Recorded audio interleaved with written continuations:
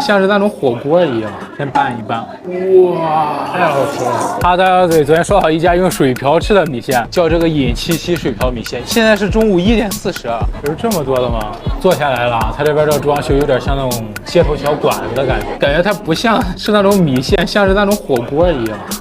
哇，里面这东西好多呢。它这个确实是那种瓢状的啊，倒点这个醋，先拌一拌。哇！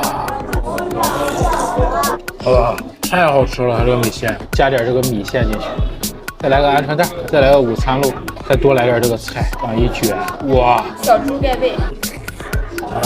这个真的是吸的那个汁水老爽，冷香，冰心糍粑，没有那么甜，能吃到那种花生脆的香味，冷棒啊！这个锅巴土豆，外面像裹了一层那种糖浆一样，然后吃进去是那种软绵绵的。